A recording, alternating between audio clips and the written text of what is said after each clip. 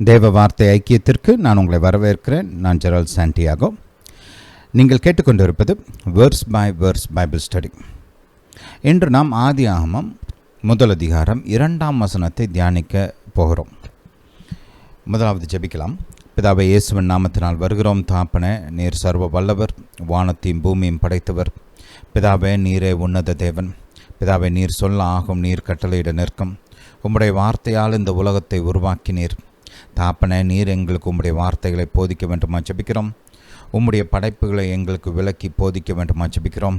தாப்பனே, உம்முடைய ஞானம், புத்தி, அறிவு வெளிச்சத்தினால் எங்களை நிரப்ப வேண்டுமா ஜெபிக்கிறோம். பிதாவே, நீர் உன்னதர், நீர் சர்வ வல்லவர், நீர் எல்லாரை காட்டிலும் பெரியவர். தாப்பனே, உம்முடைய வார்த்தையை குறித்த வெளிச்சத்தினால் எங்களை நிரப்ப வேண்டுமா ஜெபிக்கிறோம். தாப்பனே, இந்த காலத்திற்கு எங்களுக்கு தேவையான சரியான வார்த்தைகளை கொடுக்க வேண்டுமா ஜெபிக்கிறோம். எங்கள் வாழ்க்கைக்கு தேவையான பதில்களை வெளிப்படுத்த வேண்டுமா ஜெபிக்கிறோம். நாங்கள் அறியாததும் எங்களுக்கு எட்டாததுமான பெரிய காரியங்களை எங்களுக்கு வெளிப்படுத்த வேண்டுமா ஜெபிக்கிறோம். உம்முடைய வார்த்தையிலிருந்து மகிமையான காரியங்களை எங்களுக்கு போதிக்க வேண்டுமா ஜெபிக்கிறோம். பிதாவை, நீங்கள் அப்படியே செய்கிறபடியால் ஸ்தோத்திரம். தாப்பனே, என்னுடைய சத்தத்தை கேட்டுக்கொண்டிருக்கிற ஒவ்வொருவருக்காகவும் வருகிறேன். தாப்பனே, அவருடைய வாழ்க்கையை அறிவீர், அவருடைய சூழ்நிலைகளை அறிவீர், அவர்கள் சந்தித்து கொண்டிருக்கிற பிரச்சனைகள், காரியங்கள், இவைகளை அறிவீர். தாப்பனே, அவங்களுக்கு எந்த இடத்துல உதவி தேவையோ அந்த இடத்துல உம்முடைய உதவி உண்டாகட்டும். உம்முடைய கரம் வெளிப்படட்டும், உம்முடைய நன்மைகள் வெளிப்படட்டும், உம்முடைய ஆசீர்வாதங்கள் வெளிப்படட்டும். பிதாவை, நீங்கள் அப்படியே செய்கிறபடியால் ஸ்தோத்திரம். இயேசுவின் நாமத்தினால் பிதாவே, ஆமென். ஹல்லேலூயா, ஹல்லேலூயா டு ஜீசஸ். நம்ம கடந்த 4 வாரங்களாக ஆதியாகமம் 1ஆம் அதிகாரம் 1ஆம் வசனத்தில் நமக்கு வேதம் வெளிப்படுத்துகிற மகிமையான காரியங்களை குறித்து தியானித்தோம். கர்த்தர் எப்படி சர்வத்தையும் சிருஷ்டித்தவராக இருக்கிறார், ஆல்ஃபாவும் ஒமேகாவுமாக இருக்கிறார், இயற்கையை உருவாக்கின தேவனாக இருக்கிறார் என்று பல முக்கியமான சத்தியங்களை பார்த்தோம். அவர்தான் சகலத்திற்கும் முதல் காரணராக இருக்கிறார். அவருக்குள்ளிருந்து தான் சகலமும் வந்தது என்பதை குறித்தெல்லாம் பார்த்தோம். இன்று நாம் 2ஆம் வசனத்தை பார்க்க போகிறோம். இந்த 2ஆம் வசனம்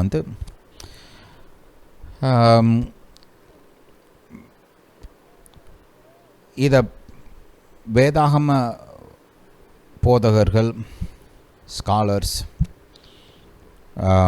நல்ல பைபிள் டீச்சர்ஸ், இவங்கெல்லாம் வல்லுநர்கள், இவங்கெல்லாம் பார்த்திங்கன்னா இதை குறித்து பலவிதமான கருத்துக்கள் வச்சுருக்கிறாங்க. ஒரு சிலர் ஆதியாகமத்தை எப்படி போதிக்கிறாங்கன்னா, ஆதியாகமம் பாருங்கள், வானமும் பூமியும் 6 நாளில் முழுமையாக படைக்கப்பட்டுருச்சு. முதல் நாள் தான் பூமியை ஆரம்பித்தார். முதல் நாளில் பூமியை உருவாக்குனார். அப்படியே வரிசையாக 6 நாள் தொடர்ந்து உருவாக்குனார்.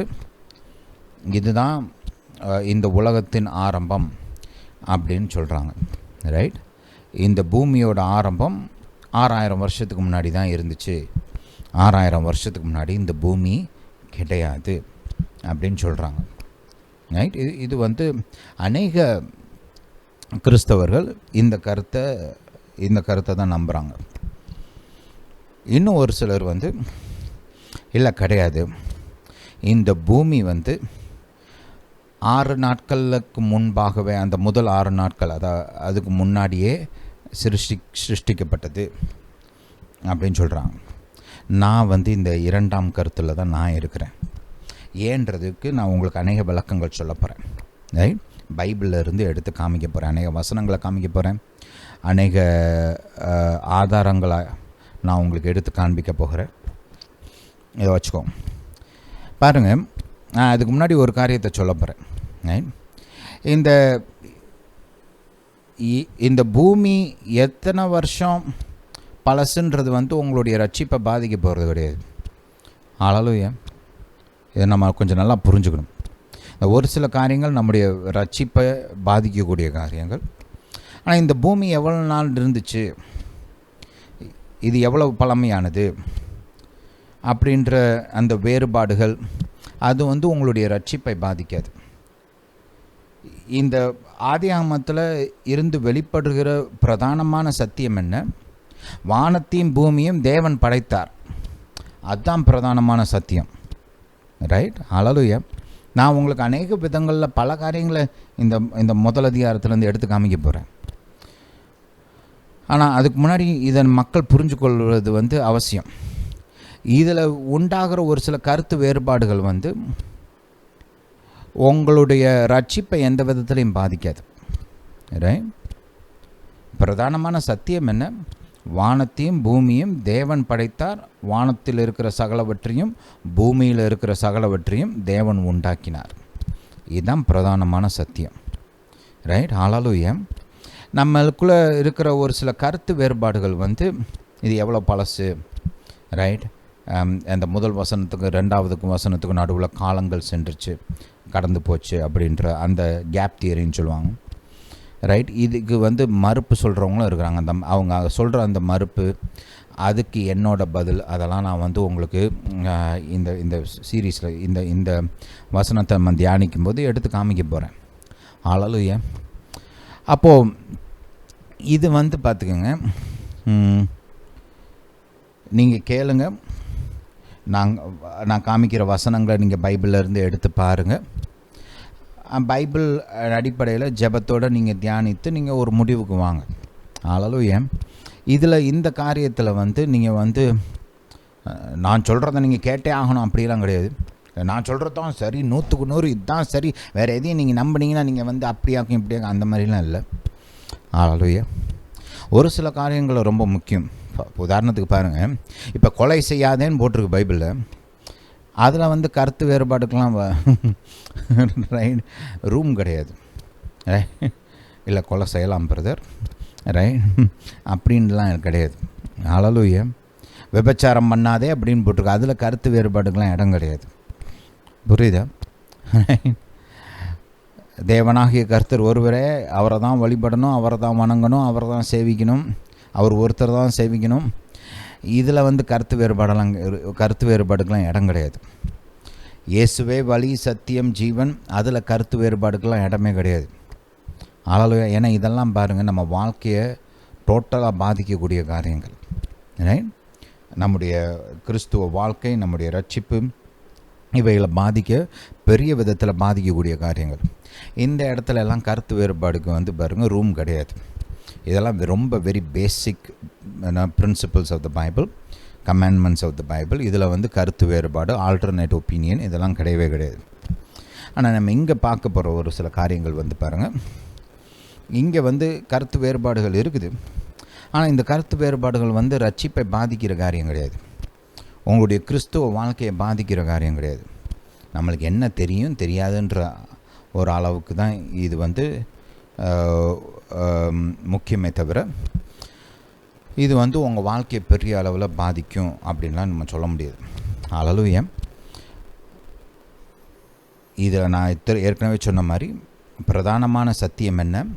தேவன் வானத்தையும் பூமியும் உண்டாக்கினார். வானத்தில் இருக்கிற காரியங்களையும் பூமியில் இருக்கிற காரியங்களையும் தேவன் உண்டாக்கினார். ஹல்லேலூயா. Hallelujah to Jesus. சரி, அந்த பாயிண்ட்டை நம்ம மைண்டில் வச்சுக்குவோம். முதலாவது, இப்போ நம்ம அந்த முதல் வசனத்தையும் ரெண்டாவது வசனத்தையும் கொஞ்சம் சேர்த்து வாசிப்போம்.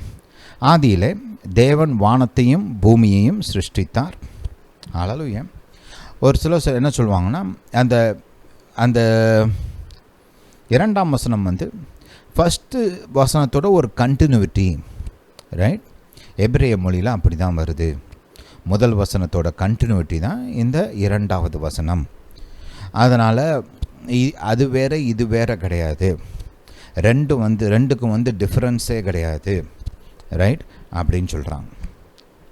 சரி, ரைட், அந்த பாயிண்ட்டை நம்ம கொஞ்சம் ஹேண்டில் பண்ணுவோம். பாருங்கள், ஆதியில் தேவன் வானத்தையும் பூமியையும் சிருஷ்டித்தார். ரைட்? பூமியானது ஒழுங்கின்மையும் வெறுமையுமாக இருந்தது. மேலோட்டமாக பார்க்கும்போது, ஏன் நீங்கள் இந்த கிராமட்டிக்கல் நம்ம பாஷைகள் இருக்கு இல்லையா, அந்த கிராமட்டிக்கல் வகையில் பார்த்தீங்கனாலுமே இது ஒரு கண்டினியூஸ் ஸ்டேட்மெண்ட் மாதிரி தான் தோணுது. ரைட்? சரி, அந்த பாயிண்ட்டு அது இட்ஸ் அக்செப்டபிள். மேலோட்டமாக பார்த்தா ஒரு கண்டினியூவல் ஸ்டேட்மெண்ட் மாதிரி தான் தெரியுது. ரைட்? ஆனால் இது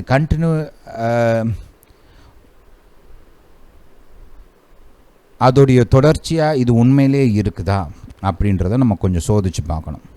ஏன் சோதித்து பார்க்கணும் அப்படின்னு பார்க்கலாம். பாருங்கள், இங்கே 3ஆம் வசனத்தில் தான் முதல் நாள் ஆரம்பிக்குது இல்லையா? பாருங்கள், தேவன் வெளிச்சம் உண்டாக கடவுது என்றார், வெளிச்சம் உண்டாயிற்று. வெளிச்சம் நல்லது என்று தேவன் கண்டார்.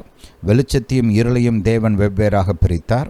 தேவன் வெளிச்சத்துக்கு பகல் என்று பெயரிட்டார், இருளுக்கு இரவு என்று பெயரிட்டார்.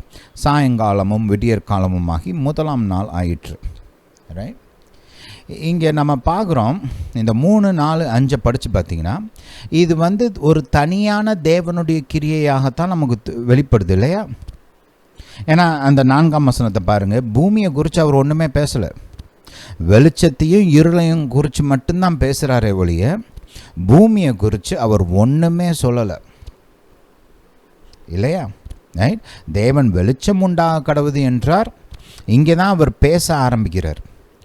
தேவன் பூமியை குறித்து என்ன பேசினாருன்னு முதல் வசனத்துலேயும் கிடையாது, 2வது வசனத்துலேயும் கிடையாது. ரைட்? தேவன் பூமி உண்டாக கடவுதுன்னு ஒரு இடத்துல சொல்லியிருக்கிறார். ரைட்?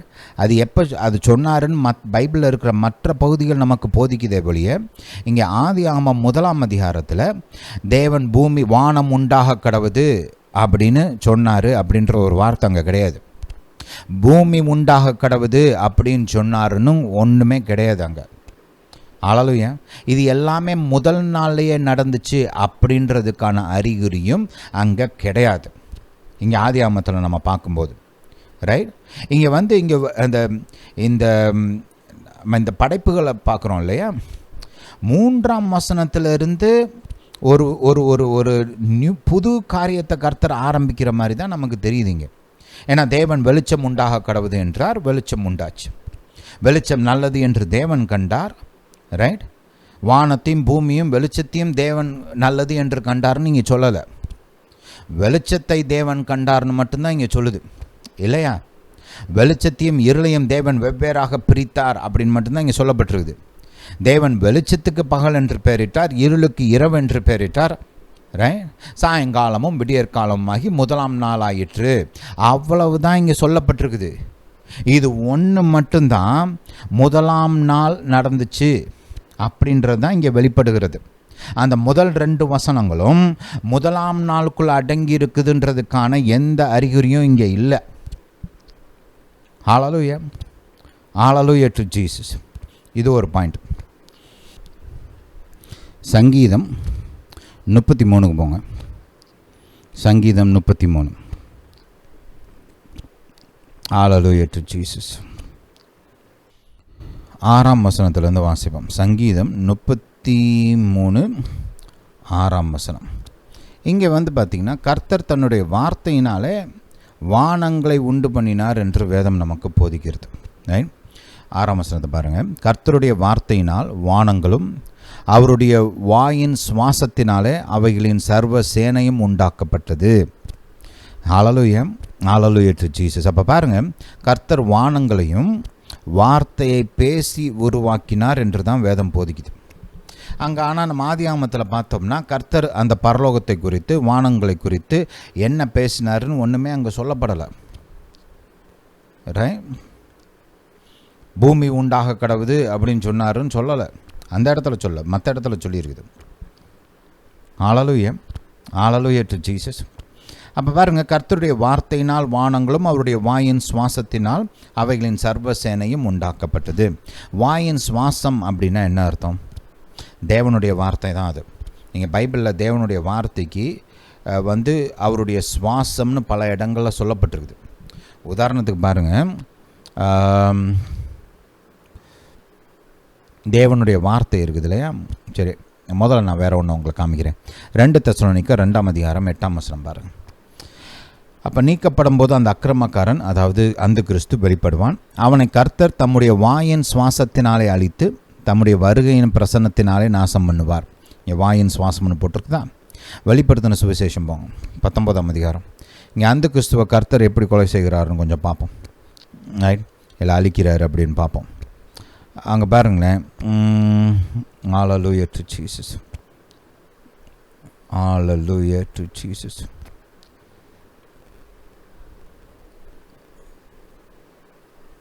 7ஆம் வசனத்திலிருந்து வாசிப்போம். பின்பு ஒரு தூதன் சூரியனில் நிற்க கண்டேன். அவன் வானத்தின் மத்தியில் பறக்கிற சகல பறவைகளையும் பார்த்து, நீங்கள் ராஜாக்களின் மாம்சத்தையும் சேனை தலைவர்களின் மாம்சத்தையும் பலவான்களின் மாம்சத்தையும் குதிரைகளின் மாம்சத்தையும் அவைகளின் மேல் ஏறி இருக்கிறவர்களின் மாம்சத்தையும் சுயாதீனர் அடிமைகள் சிறியோர் பெரியோர் இவர்கள் எல்லோருடைய மாம்சத்தையும் பட்சிக்கும்படி மகாதேவன் கொடுக்கும் விருந்துக்கு கூடி வாருங்கள் என்று மிகுந்த சத்தம் போட்டு கூப்பிட்டான்.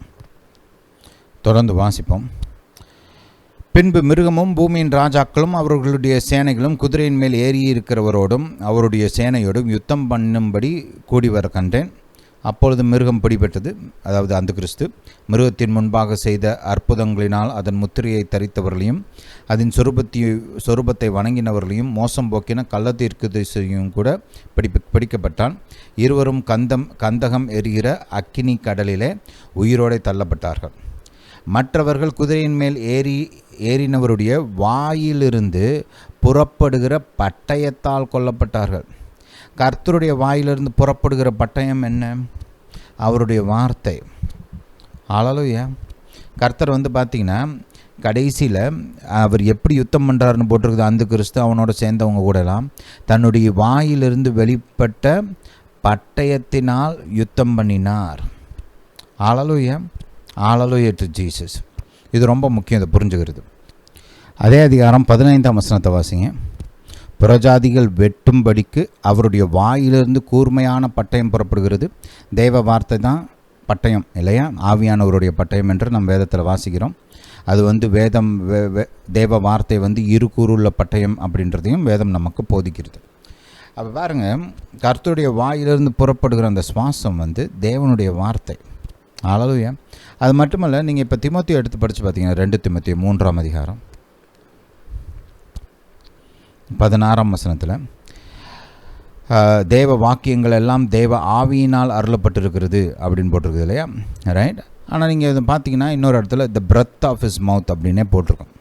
என்னது? அவருடைய வாயின் சுவாசம் அப்படின்னே ஒரு சில மொழிபெயர்ப்புகள் எல்லாம் அதை மொழிபெயர்த்திருப்பாங்க தேவனுடைய வார்த்தையை. ஹல்லேலூயா. Hallelujah to Jesus. அப்போ பாருங்கள், இங்கே சுவாசம் அப்படி தேவனுடைய சுவாசம் அப்படின்னு சொல்லும்போது இது அவருடைய வார்த்தை. ஒரு டிரான்ஸ்லேஷனை நான் உங்களுக்கு வாசிக்கிறேன். இங்கிலீஷ் ஸ்டாண்டர்ட் வெர்ஷன் 3ஆம் அதிகாரம் 16ஆம் வசனம். All scripture is breathed out by God. தேவ வார்த்தை தேவனுடைய சுவாசமாகவே இருக்குது அப்படின்னு வேதம் நமக்கு இங்கே போதிக்கிறது. ஹல்லேலூயா. இந்த பாயிண்ட்டை மைண்டில் வச்சுக்கோங்க. அப்போது இன்னொரு வசனத்தை பார்ப்போம். ரைட். தேவன் வானத்தையும் பூமியை எப்படி உண்டாக்கினார்? எபிரேயர் 11ஆம் அதிகாரம் 3ஆம் வசனத்தை காமிங்க பாருங்கள். விசுவாசத்தினாலே, ரைட், விசுவாசத்தினாலே நாம் ஒரு காரியத்தை விசுவாசிக்கிறோம். எதை விசுவாசிக்கிறோம்? உலகங்கள் தேவனுடைய வார்த்தையினால் உண்டாக்கப்பட்டதென்றும் இவ்விதமாய் காணப்படுகிறவைகள் தோன்றப்படுகிறவைகளால் உண்டாக்கப்படவில்லை என்றும் அறிந்திருக்கிறோம். அப்போ இந்த உலகங்கள், ரைட், நாங்கள் பார்க்குற இந்த பூமி, வானம், நட்சத்திரம், கேலக்சிஸ், யூனிவர்ஸ், இதெல்லாம் பார்த்திங்கன்னா தேவனுடைய வார்த்தையினால் உண்டாக்கப்பட்டதென்று நாம் விசுவாசிக்கிறோம், விசுவாசத்தினால் அறிந்திருக்கிறோம். ஹல்லேலூயா. Hallelujah to Jesus. இந்த பாயிண்ட் ரொம்ப ரொம்ப இம்பார்ட்டண்ட். அப்போ எப்போ கர்த்தர் பூமி உண்டாக கடவுது அப்படின்னு சொன்னார்? எப்போ கர்த்தர் தன்னுடைய கரத்தை நீட்டி பூமியின் பல காரியங்களையும் பூமியின் அஸ்திபாரங்களெல்லாம் போட்டார்? ஏன்னா ஆதி ஆகமத்தை நீங்கள் படித்து பாருங்கள், அந்த காரியங்களோட டிஸ்கிரிப்ஷன்லாம் அங்கே இல்லவே இல்லை. ரைட். கர்த்தர் பூமிக்கு அடித்தளம் போட்டார் என்று வேதம் நமக்கு எல்லா இடத்துலையும் போதிக்குது. Foundation of the world, right. பூமியின் அஸ்திபாரம்னு பழைய ஏற்பாட்டிலையும் சரி புதிய ஏற்பாட்டிலையும் சரி திரும்ப திரும்ப அந்த காரியம் சொல்லப்படுகிறது நமக்கு. ரைட். அப்போ அது அந்த முதல் நாள்லேயே போட்டார் அப்படின்றதுக்கான போதனையே ஆதி ஆகமம் 1 அதிகாரத்தில் கிடையாது. அவங்க அங்கே முதல் நாள்னு எங்கேருந்து ஆரம்பிக்குது பைபிள்? அவர் வெளிச்சம் உண்டாக கடவுதுன்னு சொன்ன இடத்துல இருந்தால் அந்த முதல் நாள் ஆரம்பிக்குதே ஒழிய, முதல் நாளின் கிரியைகள் ஆரம்பிக்குதே ஒழிய, அந்த முதல் நாளுக்கு முன்னாடி அவர் வானத்திலையும் பரலோகத்திலையும், ரைட், உண்டாக்கின காரியங்கள், ரைட், பூமியில் உண்டாக்கின காரியங்கள், பல காரியங்கள் இருக்குது பூமியில். அதெல்லாம் அங்கே ஆதி ஆகமத்தில் லிஸ்ட்டே கிடையாது. ஹல்லேலூயா. நான் உங்களுக்கு ஒரு சில காரியங்களை இன்றைக்கி எடுத்து காமிக்க போகிறேன். யோபின் புஸ்தகம் போங்க. யோபின் புஸ்தகம். Hallelujah to Jesus.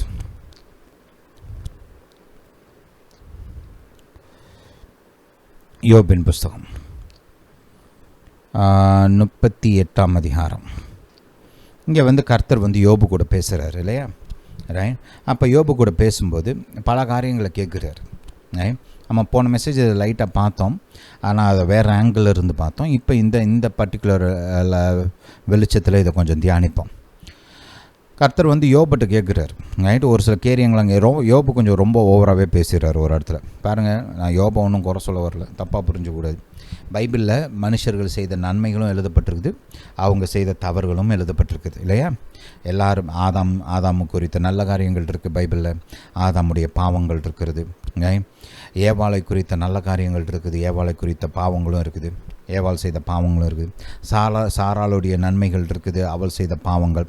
ஆபிரகாமுடைய நன்மைகள், அவர் செய்த பாவங்கள் எல்லாமே இருக்குது. பைபிளோட பேட்டர்னே இதுதான்.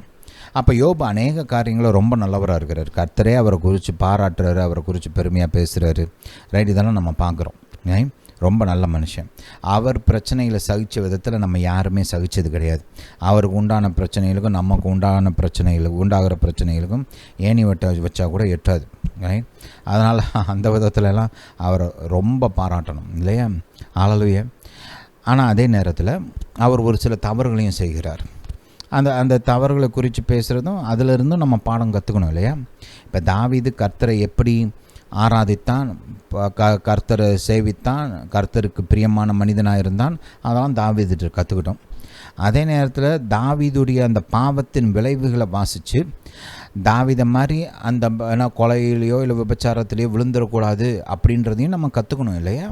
ஹல்லேலூயா. அதுக்கு தானே பைபிள் எழுதப்பட்டிருக்குது.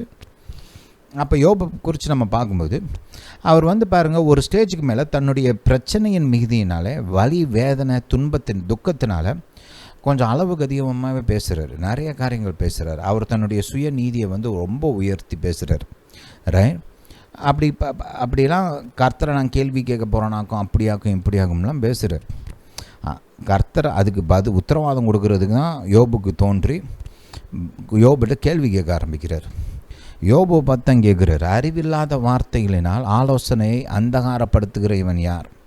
இப்போதும் புருஷனைப் போல இடைக்கட்டிக்கொள், நான் உன்னை கேட்பேன், நீ எனக்கு உத்தரவு சொல்லு, ரைட்? அப்படி கேட்டுட்டு கர்த்தர் ஒரு கேள்வி கேட்குறாரு பாருங்கள். நான் பூமியை அஸ்திபாரப்படுத்துகிற போது நீ எங்கே இருந்தாய்? பூமியை அஸ்திபாரப்படுத்துகிற போது, இது ஆதியாகமத்து 1 அதிகாரத்தில் இருக்குது. இது குறித்த டிஸ்கிரிப்ஷன். இது முதல் நாளில் நடந்துச்சுன்றதுக்கு ஆதியாகமத்தில் ஆதாரம் இருக்குதா? 1 அதிகாரத்தில் கிடையாது. ஆனாலும் இங்கே என்ன சொல்லுது? நான் பூமியை அஸ்திபாரப்படுத்துகிற போது. சொல்லுங்கள், பூமியை அஸ்திபாரப்படுத்துகிற போது அது எங்கே இருக்குது? அங்கே ஆதியாகமம் 1 அதிகாரத்தில் கர்த்தர் பொதுவாக சொல்லிட்டார். 1 வசனத்தில் கர்த்தர் வானத்தையும் பூமியையும் உண்டாக்கினார். ஹல்லேலூயா. அவர் எந்த விதத்தில் பல காரியங்களை செய்தார்ன்ற டீட்டெயில்ஸு அங்கே 1 அதிகாரத்தில் கிடையாது. அதெல்லாம் முதல் நாள்லேயே நடந்துச்சுன்றதுக்கு ஆதாரம் அங்கே கிடையவே கிடையாது. ஹல்லேலூயா. அப்போ கேட்குறாரு, நான் பூமியை அஸ்திபாரப்படுத்துகிற போது நீ எங்கே இருந்தாய்? நீ அறிவாளியானால் அதை அறிவி. அதற்கு அளவு குறித்தவர் யார்? அதன் மேல் நூல் போட்டவர் யார்? இதை நீ அறிந்திருந்தால் சொல்லு. நீங்கள் இன்றைக்கி சயின்டிஸ்ட்லாம் இந்த காஸ்மோஸ், உலகம், யூனிவர்ஸ் இதெல்லாம் படிக்கிறாங்க இல்லையா, ஸ்டடி பண்ணுறாங்க. இதெல்லாம் படிக்கும்போது பார்த்திங்கன்னா வாழ்க்கைக்கு தேவையான பல அம்சங்கள் இருக்குது, பல காரியங்கள், முக்கியமான காரியங்கள் இருக்குது. கிராவிடேஷனல் ஃபோர்ஸ் ஒன்று, ரைட்? நமக்கு தேவையான அந்த ஆக்சிஜன் எலிமெண்ட்ஸ், ரைட்? இப்போ கார்பன், நைட்ரஜன், ஹைட்ரஜன், இதெல்லாம் பார்த்திங்கன்னா ஃபண்டமெண்டல் எலிமெண்ட்ஸ். மனுஷ வாழ்க்கை இந்த 4 எலிமெண்ட்ஸ் இல்லைன்னா இந்த பூமியில் உயிரினமே கிடையாது, ரைட்? எல்லா உயிரினங்களுக்கும் அடிப்படை இந்த 4 எலிமெண்ட்ஸ் தான். Carbon, right, oxygen, nitrogen and hydrogen, right? இந்த ஒரு 4 லாஸ் இருக்குது, ரைட்? ரொம்ப முக்கியமான லாஸ் எல்லாம் இருக்குது, right? Gravity, nuclear force, electromagnetical pulse, அப்புறம் strong nuclear force, weak nuclear force, இது இருக்குது. அப்போ இது மட்டும் இல்லை, தண்ணீர், ரைட், இப்படி பல காரியங்கள் இருக்குது, ரைட். அளவு, size of a planet, distance of a planet from the sun, இப்படி நான் வந்து ஒரு பல காரியங்கள் இருக்குது. அதே மாதிரி இந்த கேலக்ஸியோட சென்டரில் இருந்து நம்ம கோள் இருக்கிற அந்த டிஸ்டன்ஸ், இப்படி எத்தனையோ காரியங்கள் வந்து கரெக்டாக இருக்க வேண்டிய அளவில் எக்ஸாக்டாக இருக்கணும். அப்போ தான் வாழ்வு இந்த பூமியில் சாத்தியம், ரைட். ஒரு ஸ்டேபிள் லைஃப் அண்ட் கண்டினியூட்டிக்கு வந்து இது எல்லாமே ரொம்ப முக்கியம். பல காரியங்கள் இருக்குது, இதெல்லாம் கரெக்டாக எக்ஸாக்டாக இருக்க வேண்டிய அளவில் பக்காவாக இருக்குது. இதில் என்ன தெரியுமா சொல்கிறாங்க, இந்த பிரின்சிபலுக்கு வந்து சயின்டிஸ்ட் வந்து ஃபைன் டியூனிங் அப்படின்னு சொல்லுவாங்க. இதில் கொஞ்சம் இந்த சைடு லெஃப்ட்டில் இல்லை இந்த சைடு ரைட்டில் போயிருந்துச்சுன்னா ஜீவன் கிடையாது, இந்த பூமியில் வாழ்க்கை இருக்க முடியாது. உதாரணத்துக்கு நம்ம பூமியில் இந்த ஆக்சிஜன் அளவு இருக்குது இல்லையா, இந்த 21% மேலே அது வந்து கொஞ்சம் கூடவோ இல்லை கொஞ்சம் கம்மியாகவோ இருந்துச்சுன்னா வாழ்க்கை முடியாது இந்த பூமியில். அளவு ரொம்ப ஜாஸ்தியாக இருந்துச்சுன்னா இது எல்லாம் எரிஞ்சு சாம்பலாயிரும்.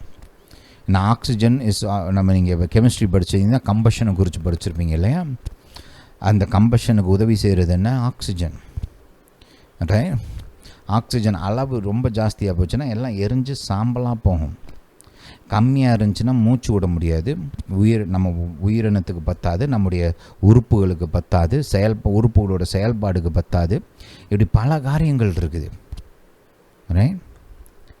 அந்த அட்டாமிக் ஸ்ட்ரக்சர்லாம் சொல்லுவாங்க. இப்போ கார்பன் இந்த எலிமெண்ட் இருக்கு இல்லையா, foundational element for life on the planet. இந்த பூமியில் ஜீவனுக்கு ரொம்ப முக்கியமான எலிமெண்ட் அதுதான் கார்பன். ஆக்சிஜனை காட்டில் ரொம்ப முக்கியம் கார்பன். அந்த கார்பன் பாருங்கள், அதோடைய வடிவமைப்பு இருக்குது பாருங்கள், அது இப்போ அந்த விதமாக வடிவமைக்கப்பட்டதுனால தான் அது மற்ற எலிமெண்ட்ஸோடலாம் சேர்ந்து, ரைட், வாழ்க்கைக்கு தேவையான சகலவற்றையும் உருவாக்குது, ரைட். ஹல்லேலூயா. அந்த கார்பனுடைய ஸ்ட்ரக்சர் வேறு மாதிரி இருந்துருந்துச்சுன்னா இப்படி நம்ம பூமியில் பலவிதமான எலிமெண்ட்ஸ், இந்த வாழ்க்கையை ஆதரிக்க தேவையான பலவிதமான பொருட்கள், இது எதுவுமே இருந்திருக்காது. அந்த கார்பனுடைய ஸ்ட்ரக்சர் மட்டும் கொஞ்சம் வேறு மாதிரி இருந்துருந்துச்சுன்னா வாய்ப்பே கிடையாது. புரியுதா? ஹல்லேலூயா. அப்போ இதெல்லாம் ஒவ்வொன்றும் நுணுக்கமாக பார்த்தோம்னா அளந்து எது எப்படி இருக்கணும்னு யோசித்து ரொம்ப அளவில்லாத ஞானத்தோட, அளவில்லாத ஒரு தொலைநோக்கு பார்வையோட கர்த்தர் உருவாக்கி இருக்கிறார். இதெல்லாம் தானாக உருவாகிறதுக்கெல்லாம் வாய்ப்பே கிடையாது. இந்த மேக்ஸில் ப்ராபபிலிட்டின்னு சொல்லுவாங்க, மேத்தமேட்டிக்கல் ப்ராபபிலிட்டி வந்து கிடையவே கிடையாது தானாக உருவாகிறதுக்கு. நீங்கள் இந்த ப்ராபபிலிட்டிஸ்லாம் படிக்கிறவங்க, இந்த யூனிவர்ஸ் தானாக உருவாகிறதுக்கு என்ன மேத்தமேட்டிக்கல் ப்ராபபிலிட்டின்னு படித்து பார்த்தீங்கன்னா இட்ஸ் an impossible thing. வாய்ப்பே கிடையாது. ஹல்லேலூயா. நாம் எப்போயாவது ஒரு தடவை அதை குறிச்செல்லாம் இன்னும் கொஞ்சம் வழக்கமாக சொல்கிறேன். இப்போ நமக்கு அது தேவையில்லை. ஆனால் ஏன் இதை சொல்கிறேன்னா, அங்கே அதற்கு அளவு குறித்தார்னு போட்டிருக்கு பாருங்க. அளவு குறித்து அதன் மேல் நூல் போட்டவர் யார், இதை நீ அறிந்தால் சொல்லு. கர்த்தர் இதெல்லாம் செஞ்சிருக்கிறாரு. அதன் ஆதாரங்கள் எதன் மேல் போடப்பட்டது, அதன் கோடிக்கல்லை வைத்தவர் யார், அப்போது விடியற்காலத்து நட்சத்திரங்கள் ஏகமாய் பாடி. இதெல்லாம் ஆதியாகமத்தில் இருக்குதா? ஆதியாகமத்தில் கிடையாது. இதெல்லாம் முதல் நாளையா இருக்குது. இதெல்லாம் எங்கே இருக்குது? ஹல்லேலூயா. அப்பொழுது விடியற்காலத்து நட்சத்திரங்கள் ஏகமாய் பாடி தேவ புத்திரர் எல்லாம் கம்பீரித்தார்களே. ஏன்னா கர்த்தருடைய கையின் கிரியைகளை பார்க்குறாங்க, அவங்க வந்து கொண்டாடுறாங்க, கர்த்தரை ஆராதிக்கிறாங்க. நான் இதை ஏற்கனவே வேறு ஆங்கிளில் சொன்னேன், ஆனால் இன்றைக்கி பாயிண்ட்டுக்கு இது வந்து ரெலவெண்ட்டுன்றதுனால இதை நான் திரும்ப சொல்கிறேன். ஹல்லேலூயா. வெளிப்படுத்தின சுவிசேஷத்தை படித்து பார்த்தீங்கன்னா அங்கேயும் பாருங்கள், கர்த்தர் வந்து கர்த்தருடைய ஒரு காரியத்தை செய்யும் போதெல்லாம் பரலோகத்தில் பாட்டு பாடுவாங்க. பார்த்துருக்குறீங்களா? ஹல்லேலூயா. வெளிப்படுத்தின சுவிசேஷத்தை படித்து பாருங்கள். கர்த்தருடைய ஒவ்வொரு கிரியும் ஒரு முடிஞ்சப்பையும் சரி, இல்லை ஆரம்பிக்கிறப்பையும் சரி, பரலோகத்தில் ஒரு ஒரு ஒரு ப்ரைஸ் அண்ட் ஒர்ஷிப் செரிமனி நடக்கும். வானதூதர்லாம் பாடுவாங்க, அங்கே ரசிக்கப்பட்டு போயிருக்க மனுஷர்கள்லாம் பாடுவாங்க. அந்த மாதிரிலாம் இருந்துச்சு இல்லையா? அப்போ இங்கே பாருங்கள், இந்த விடிய காலத்து நட்சத்திரங்கள்லாம் ஏகமாக பாடினாங்களாம். இதெல்லாம் அங்கே இருக்குதா? ஆதியாகமம் 1ஆம் அதிகாரத்தில் எப்போ நடந்துச்சு? முதல் நாளில் நடந்துச்சுன்றதுக்கு ஆதாரம் இருக்குதாங்க? கிடையாது. ஏசியா தீர்க்கதரிசியின் புஸ்தகத்துக்கு போங்க. ஏசியா தீர்க்கதரிசியின் புஸ்தகத்தில் இங்கே 40ஆம் அதிகாரத்தை நீங்கள் கொஞ்சம் ஹோம்ஒர்க் மாதிரி கொடுக்குறேன், படிங்க. ரைட், நல்லாயிருக்கும். ஹல்லேலூயா. ஏசாயா தீர்க்கதரிசியின் புஸ்தகம் 40ஆம் அதிகாரம். இங்கே வந்து படைப்பை குறித்து கர்த்தர் இங்கேயும் பேசுகிறார். அப்போ இங்கே பேசும்போது பாருங்கள் என்ன சொல்கிறாரு. இங்கேயும் தன்னுடைய வார்த்தையோட மேன்மையை குறித்து கர்த்தர் வந்து பேசுகிறாரு. தன்னுடைய வார்த்தை வந்து என்றென்றைக்கும் நிலைத்திருக்கும் அப்படின்றத குறித்துலாம் பேசுகிறாரு. இது புதிய ஏற்பாட்டில் கூட கோட் பண்ணப்படுது. ரைட், இதெல்லாம் நம்ம பார்க்கும்போது இந்த அளவுகளை குறித்து அங்கேயும் கர்த்தர் ஒரு சில காரியங்கள் பேசுகிறார். ஏசியா தீர்க்கதரிசியின் புஸ்தகம் 40ஆம் அதிகாரம் 12ஆம் வசனத்திலிருந்து வாசிப்போம். 12, 40, 12. தண்ணீர்களை தமது கைப்பிடியால், ஹல்லேலூயா டு ஜீசஸ், அளந்து வானங்களை ஜானளவாய் பிரமாணித்து பூமியின் மண்ணை மரக்காலில் அடக்கி பர்வதங்களை தூளாக்கோளாலும் மலைகளை தராசாலும் நிறுத்தவர் யார்? இங்கே வந்து என்ன சொல்லப்படுகிறது? மெஷர்மெண்ட்ஸ் சொல்லப்படுது. ரைட். நம்ம பொதுவாக வந்து கர்த்தர் வந்து ஒரு தன்னுடைய வல்லமையினால் ஏதோ ஒரு மேஜிக் மாதிரி உருவாக்குனாருன்ற மாதிரி தான் யோசிக்கிறாங்க மக்கள் இல்லையா? ரைட். உண்டாக்கடவுதுன்னாரு, அப்படியே பூமி அப்படி ட்வைங் அப்படின்னு ஒரு பூமி வந்துருச்சு அப்படின்னு தான் நினைக்கிறாங்க இல்லையா? அதுக்கு பின்னாடி வந்து ஞானம், புத்தி, அறிவு, மெஷர்மெண்ட்ஸ் இதெல்லாம் இருந்துச்சு அப்படின்னு பொதுவாக மக்கள் யோசிக்கிறது கிடையாது. ஆனால் பைபிள் அதை போதிக்குது. நீங்கள் நான் கோட் பண்ணுறேன், நீங்கள் பின்னாடி போய் படித்து பார்த்துக்கோங்க. ரைட். கர்த்தர் வந்து வானத்தை தன்னுடைய ஞானத்தினால் உண்டாக்கினார், பூமியை தன்னுடைய புத்தியினாலே நிலைப்படுத்தினார், மேகங்களை தன்னுடைய அறிவினால் உண்டு பண்ணினார் அப்படின்லாம் வேதம் போதிக்குது நீதிமொழிகளில். ரைட். நீதிமொழிகள் 3ஆம் அதிகாரம் 19, 20 வசனங்களை படித்து பாருங்கள். ஹல்லேலூயா. அதே மாதிரி 8ஆம் அதிகாரத்தையும் படிங்க. ரைட். ரொம்ப முக்கியமான வசனங்கள் அதெல்லாம். இங்கே வந்து என்ன சொல்லப்படுது வேதத்தில்? இங்கே வந்து நம்ம பார்க்குறோம், கர்த்தர் வந்து மெஷர் பண்ணார், அளந்தார், எல்லாத்தையும் கரெக்டாக ப்ரிசைஸாக என்ன அளவில் இருக்கணுமோ அந்த அளவில் உருவாக்குனார் அப்படின்னு வேதம் இங்கே நமக்கு தெளிவாக சொல்லுது இல்லையா? ரெண்டாவது, அடுத்து பாருங்கள், கர்த்தருடைய ஆவியை அளவிட்டு அவருக்கு ஆலோசனைக்காரனாக இருந்து அவருக்கு போதித்தவன் யார்? இதெல்லாம் ஒன்றும் கர்த்தர் வந்து வேறு யார்கிட்டையோ கற்றுக்கிட்டு அவர் பண்ணலை. இது வந்து அவருடைய ஞானம், அவருடைய புத்தி, அவருடைய அறிவு. அவருடைய புத்தியினாலே, அறிவினாலே, ஞானத்தினாலே, வல்லமையினாலே பூமியை இவ்வளோ அழகாக உருவாக்கி இருக்கிறார். ஹல்லேலூயா. தமக்கு அறிவை உணர்த்தும், தம்மை நியாய வழியிலே உபதேசிக்கவும், தமக்கு ஞானத்தை கற்றுக் கொடுக்கவும், தமக்கு விவேகத்தின் வழியை அறிவிக்கவும் அவர் யாரோடைய ஆலோசனை பண்ணினார்? அவருக்கு சொல்லிக் கொடுக்கறதுக்கெலாம் ஆள் கிடையாது. ஒரு சிலர் கேட்பாங்க, எல்லாத்துக்கும் காரணம் இருக்குது, ஃபஸ்ட்டு காசு இருக்குது அப்படின்னு சொல்கிறீங்களே, அப்போ கர்த்தருக்கு உருவானதுக்கு காரணம் என்ன? கர்த்தர் எப்படி உருவானார்? கர்த்தரை யார் படைச்சா அப்படின்லாம் கேட்பாங்க. ரைட். நான் ஏற்கனவே இதுக்கு பதில் சொல்லியிருக்கேன், இருந்தாலும் இங்கே இந்த வசனம் வந்ததுனால திரும்ப சொல்கிறேன். இதெல்லாம் திரும்ப திரும்ப சொல்கிறது நல்லது, அப்போ தான் மக்களுக்கு மனசில் பதியும். ரைட். பாருங்கள், இது வந்து ஒரு ஃபால்ஸ் கொஸ்டின். ரைட். என்னென்னா, கர்த்தரை வந்து வேறு யாராவது உருவாக்குனா அவர் கர்த்தரே கிடையாது, அவர் வந்து படைப்பு. புரியுதா? கர்த்தர் தான் சகலத்தையும் உருவாக்குனவர், அவர் தான் முதல் காரணம், அவர் தான் ஃபஸ்ட்டு காஸ், அவர் தான் ஆல்ஃபா. அதனால தான் அவர் தேவன். அவரை வேறு யாராவது உருவாக்கியிருந்தால் அவர் தேவன் கிடையாது, அவர் படைப்பு. புரியுதா? ஹல்லேலூயா. Hallelujah to Jesus. கர்த்தர் ஒன்றும் வானதூதன் கிடையாது. இப்போ வானதூதர்கள்லாம் வல்லமை உள்ளவங்க தான், ஆனால் அவங்களெல்லாம் கர்த்தர் உருவாக்குனார். ஹல்லேலூயா. ஆனால் கர்த்தரை யாரும் உருவாக்கலை. He is the alpha, he is the first, he is the beginning. அவர் தான் சகலத்துக்கு ஆரம்பம். புரியுதா?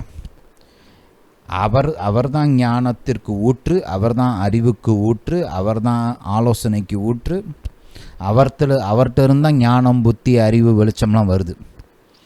அதைத்தான் இங்கே வேதம் போதிக்குது நம்மளுக்கு. ஹல்லேலூயா, ஹல்லேலூயா டு ஜீசஸ். அப்போது இதெல்லாம் என்ன நமக்கு வெளிப்படுத்துகிறது? இது எல்லாமே ரைட், இது எல்லாமே ஆதி ஆகமத்தில் நமக்கு சொல்லப்படவே இல்லை. இந்த மாதிரி விவரங்கள்லாம் முதல் அதிகாரம் முதல் வசனத்திலையோ 2ஆம் வசனத்திலையோ சொல்லப்படலை. அங்கே டீட்டெயில்ஸ் இருக்குதா? இங்கே மலைகளை குறித்தும் பர்வதங்களை குறித்தும் இந்த வசனமாக போதிக்குது. இங்கே கர்த்தர் எப்படி மலைகளெல்லாம் ரைட் அளந்தார், ரைட், பர்வதங்களெல்லாம் எப்படி அளந்தார் அப்படிலாம் இங்கே கேள்வி கேட்குறாரு. ஹல்லேலூயா, ஹல்லேலூயா டு ஜீசஸ். அதை நான் உங்களுக்கு கொஞ்சம் காமிக்கிறேன். இந்த வசனத்தை கொஞ்சம் மெதுவாக வாசிங்களேன், 12ஆம் வசனத்தை. ஹல்லேலூயா.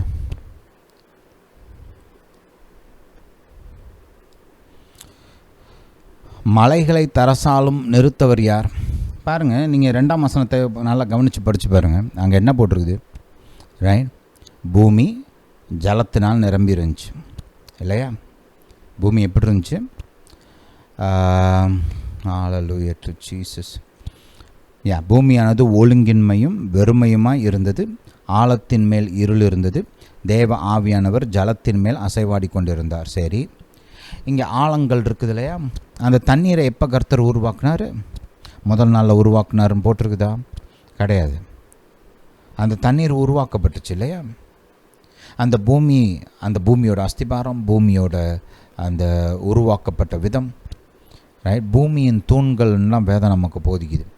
எங்கே அந்த பூமியின் தூண்கள்லாம்? அதோடைய உருவாக்குதல்லாம் இங்கே போடப்பட்டிருக்குதா?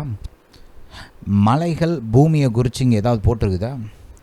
நிலத்தை குறித்து இங்கே பாருங்களேன். இங்கே பூமி ஒழுங்கின்மையாக போட்டிருக்குன்றது இருக்குது, வெறுமையாக இருக்குதுன்றது. பூமி முழுசாக நீர் நிரம்பி இருந்துச்சுன்னு போட்டிருக்குது இல்லையா? அந்த நீருக்கு அடியில் பூமி இருந்துச்சு, நிலம் இருந்துச்சு. ஹல்லேலூயா. பூமி நிலம், தண்ணீர் எல்லாம் சேர்ந்தது தானே நம்ம பூமி.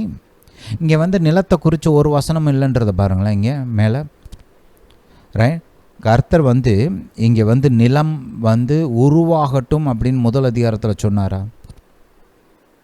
இல்லை. 9ஆம் வசனத்தை கொஞ்சம் நல்லா படித்து பாருங்கள். பின்பு தேவன் வானத்தின் கீழே இருக்கிற ஜலம் ஓரிடத்தில் சேரவும் வெட்டாந்தரை காணப்படவும் கடவுது என்றார். வெட்டாந்தரை உண்டாக கடவுதுன்னு சொன்னாரா கர்த்தர்? இல்லை. Right, hallelujah, hallelujah to Jesus. அப்போது வெட்டாந்தரை ஆல்ரெடி இருந்துச்சு பூமியில். அதை கர்த்தர் எப்போ உருவாக்குனார்? அந்த வெட்டாந்தரைக்குள்ளே மலைகள் இருந்தது. அந்த தண்ணீருக்கு அடியில் என்ன இருந்துச்சு? மலைகள் இருந்தது, பர்வதங்கள் இருந்தது, எல்லாமே அந்த தண்ணிக்கு அடியில் இருந்துச்சு. அதனால தான் கர்த்தர் சொல்கிறாரு, தண்ணீர்கள் எல்லாம் கீழே இருக்கிற ஜலம் எல்லாம் ஒரு இடத்துல சேரட்டும். ரைட், வெட்டாந்தரை வெளிப்படும்னா வெட்டாந்தரைனா வெள்ளம் சமவெளியாகவே இருந்துச்சு. மொத்த பூமியும் கிடையாது. மலைகள் இருந்தது, பர்வதங்கள் இருந்தது. வேதம் போதிக்குதிலே ஏசாயா தீர்க்கதரிசியில் கர்த்தர் மலைகளெல்லாம் உருவாக்குனார். ஹல்லேலூயா. அதை குறித்த டிஸ்கிரிப்ஷன்லாம் இங்கே முதல் அதிகாரத்தில் இல்லைன்றது பாருங்கள். இப்படி நம்ம இந்த வசனங்களை அடிப்படையில் பார்த்தோம்னா அந்த முதல் வசனத்துக்கும் அந்த 2ஆம் வசனத்துக்கும் கேப் இருந்துச்சுன்னு நம்ம திட்டவட்டமாக சொல்லலாம். ஏன்னா பூமியை கர்த்தர் எப்படி உருவாக்கினார், அந்த பூமி எப்படி ஒழுங்கின்மையும் வெறுமையாக மாறுச்சு, ஏன் வெட்டாந்தரை மேலேயும் பர்வதங்கள் மேலேயும் மலைகள் மேலேயும் ஏன் தண்ணீர் இருந்துச்சு? ஏன் தண்ணீர் இருந்துச்சு? மனுஷன் வாழ்கிறதுக்கு பூமியில் முழுமையாக தண்ணீர் இருக்கக்கூடாது இல்லையா? அப்படி தண்ணீர் இருந்தால் மனுஷனால் வாழ முடியுமா? முடியாது. அப்போ கர்த்தருக்கு அது ஆரம்பத்திலே தெரியாதா? ஏன் கர்த்தர் உருவாக்கும் போதே தண்ணீரை ஒரு இடத்துல வச்சுட்டு வெட்டாந்தரையை மேலேயே வச்சுட்டு மலைகளெல்லாம் தண்ணிக்கு மேலேயே வச்சுட்டு ஏன் அப்படி செய்யலை? தண்ணீர் இப்படி பூமி முழுசாக நிரம்பணும் அப்படின்னா ஆழங்களின் ஊற்று திறக்கப்படணும். அது மட்டும் இல்லை, இந்த 5ஆம் வசனத்தை கொஞ்சம் 5 இல்லை, ஹல்லேலூயா. 6ஆம் வசனத்தை என் கூட சேர்ந்து வாசிங்க. பின்பு தேவன் ஜலத்தின் மத்தியில் ஆகாய விரிவு உண்டாக கடவுது. இன்றைக்கி நம்ம இந்த பார்க்குறோம் இல்லையா, வானம்னு சொல்கிறோம்ல, ரைட்? இது ஒரு காலத்தில் கிடையாது. இந்த 3ஆம் வசனம், 4ஆம் வசனம், 5ஆம் வசனம், 2ஆம் வசனம், அந்த சமயத்தில் இந்த ஆகாய விரிவு நம்ம மேலே பார்க்குற இந்த வானம் கிடையாது அப்போது. ஹல்லேலூயா. ஆனால் இந்த வானம் இல்லாத நேரத்தில் ஜலம் இருந்தது. எங்கே இருந்துச்சான் ஜலம்? ரைட். ஜலத்தினின்று ஜலத்தை பிரிக்க கடவுது என்றும் சொன்னார். ஜலத்திலிருந்து ஜலம் பிரியணுமா? எந்த ஜலத்திலேருந்து எந்த ஜலம் பிரியணும்? கேள்வி வருதுல. 7ஆம் வசனத்தை கவனிங்க. தேவன் ஆகாய விரிவை உண்டு பண்ணி ஆகாய விரிவுக்கு கீழே இருக்கிற ஜலத்திற்கும் ஆகாய விரிவுக்கு மேலே இருக்கிற ஜலத்திற்கும் பிரிவு உண்டாக்கினார். வானத்தில் ஜலம் இருந்தது, ரைட்? ஏன்னா இந்த ஆகாய விரிவுன்றது முதல் வானம். இந்த முதல் வானத்துக்கு மேலே தண்ணி இருந்துச்சு, இந்த முதல் வானத்துக்கு கீழேயும் தண்ணி இருந்துச்சு. 2 தண்ணியும் பிரிக்கிறதுக்கு ஒரு காலத்தில் எல்லாம் ஒரே ஃப்ளோவாக இருந்துச்சு அந்த 2ஆம் வசனத்துல எல்லாம். ஹல்லேலூயா. அதை பிரிக்கிறதுக்கு தான் கர்த்தர் இந்த இந்த இந்த இயற்கையான நம்ம பார்க்குற இந்த வானத்தை உண்டாக்குறாரு. ஏன் வானத்தில் இருக்கிற ஜனம் பூமியில் ஃப்ளோ ஆகிட்டு இருக்குது? ஏன் இடைவெளி இல்லாமல் இருந்துச்சு? ஏன் பிரிவு இல்லாமல் இருந்துச்சு? கர்த்தர் அப்படியே உண்டாக்குனார். வானத்தில் இருக்கிற தண்ணியெலாம் பூமிகளை கொட்டிக்கிட்டு இருக்கிற மாதிரி. இந்த மாதிரி ஒரு நிகழ்வு 6ஆம் அதிகாரத்தில் நடக்குது. கர்த்தர் வானத்தின் பலகணிகளை திறந்தார்னு போட்டிருக்குது 6ஆம் அதிகாரத்தில். நோவா காலத்தில் பூமியில் வெள்ளம் வரும்போது ரைட், கர்த்தர் என்ன பண்ணார்? வானத்தின் பலகணிகளை திறந்தார். ஏன் திறந்தார்? வானத்துக்கு மேலே இருக்கிற தண்ணி இந்த பூமிக்குள்ளே நுழையிறதுக்கு ஓப்பனிங் கொடுத்தார் இல்லையா? வாசிங்க என் கூட சேர்ந்து ஆதியாகமம் 6. அதை வாசித்து முடிப்போம் இன்றைக்கி. இது தொடர்ந்து நான் உங்களுக்கு அப்புறமா என்ன வழக்கமாக சொல்கிறேன். ஹல்லேலூயா டு ஜீசஸ். 6ஆம் அதிகாரத்தில் சொல்கிறாரு மழை வரும்னு. 7ஆம் அதிகாரத்தை பாருங்கள். Okay, hallelujah to Jesus. Okay, 10ஆம் வசனத்திலிருந்து வாசிப்போம். 10ஆம் வசனம் கூட வேண்டாம். ஓகே, 17ஆம் வசனத்திலிருந்து வாசிப்போம். ஜலப்பிரளயம் 40 நாள் பூமியின் மேல் உண்டானது. ஜலம் பெருகி பேழையை கிளம்ப பண்ணிட்டு அது பூமிக்கு மேல் மிதந்தது. ஹல்லேலூயா. ஜலம் பெரு வெள்ளமாகி பூமியின் மேல் மிகவும் பெருகிற்று. பேழையானது ஜலத்தின் மேல் மிதந்து கொண்டிருந்தது. ஜலம் பூமியின் மேல் மிகவும் அதிகமாய் பெருகினதினால் வானத்தின் கீழ் எங்குமுள்ள உயர்ந்த மலைகள் எல்லாம் மூடப்பட்டன.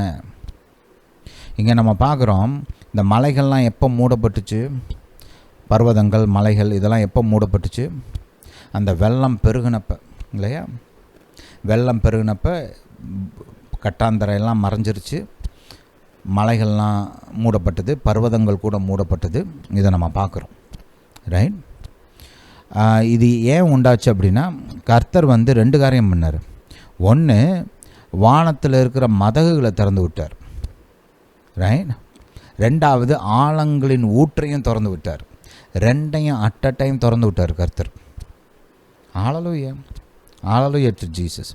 அதனால தான் பாருங்கள், அந்த அளவுக்கு பூமியவே நிரப்பக்கூடிய அளவுக்கு வெள்ளம் பூமியில் புரண்டோடுச்சு, ரைட்?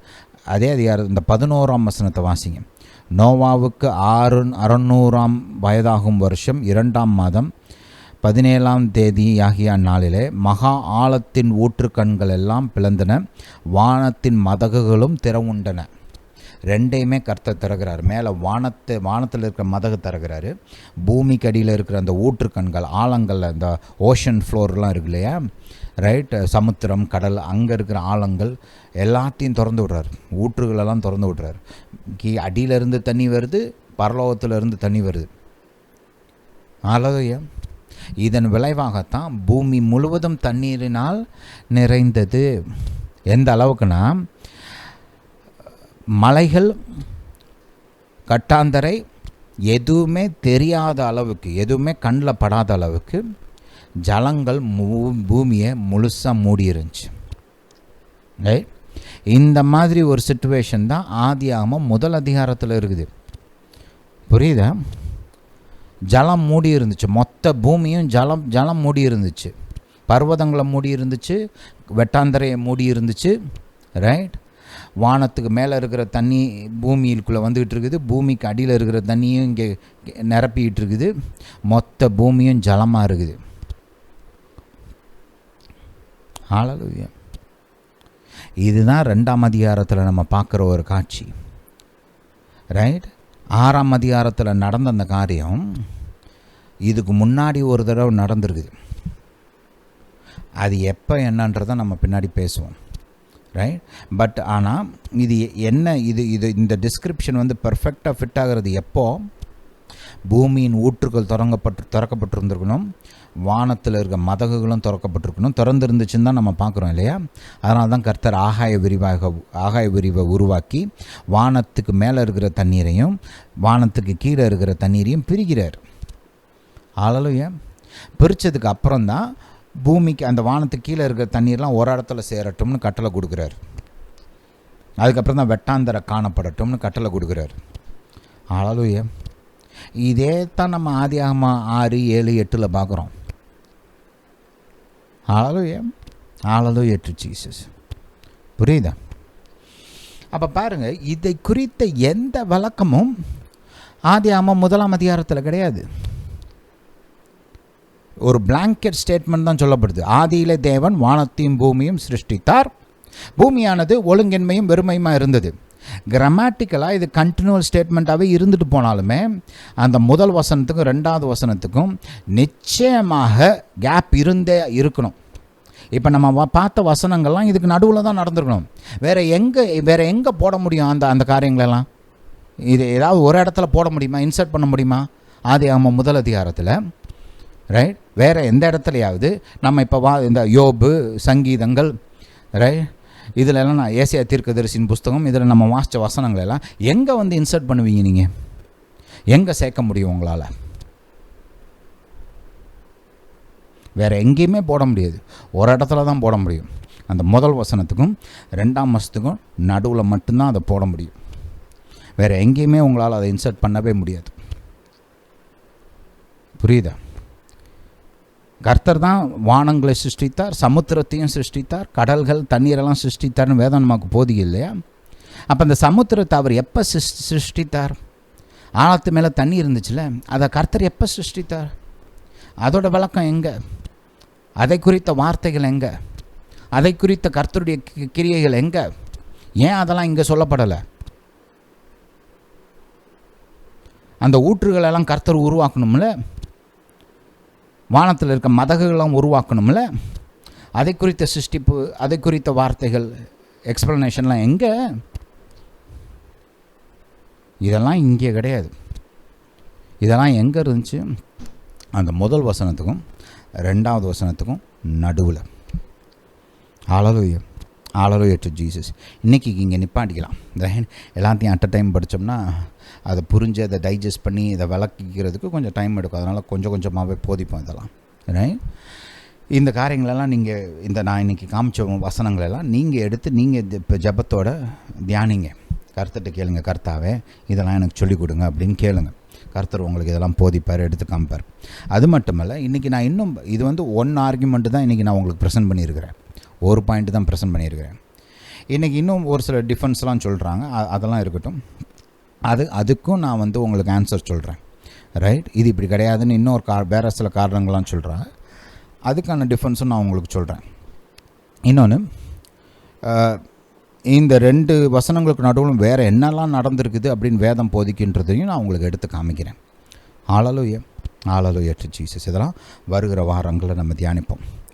இன்றைக்கி இந்த மெசேஜெல்லாம் நீங்கள் உங்கள் குடும்பத்தார், உற்றார், உறவினர்கள், நண்பர்கள், உங்களுக்கு தெரிந்த விசுவாசிகள், உங்களுக்கு தெரிந்த ஊழியக்காரங்களுக்கெல்லாம் அனுப்பிச்சு வைங்க. அவங்களும் கேட்டு ஆசீர்வதிக்கப்படட்டும், அவங்களும் அறிந்து கொள்ளட்டும், அவங்களுக்கும் இது நன்மையை உண்டாக்கும். ஹல்லேலூயா. கர்த்தர் உங்களை ஆசீர்வதிப்பார். இந்த போதனை கேட்டபடியால் நன்றி. கர்த்தர் உங்களை ஆசீர்வதிப்பாராக. நம்முடைய இயேசு ராஜா சீக்கிரம் வருகிறார்.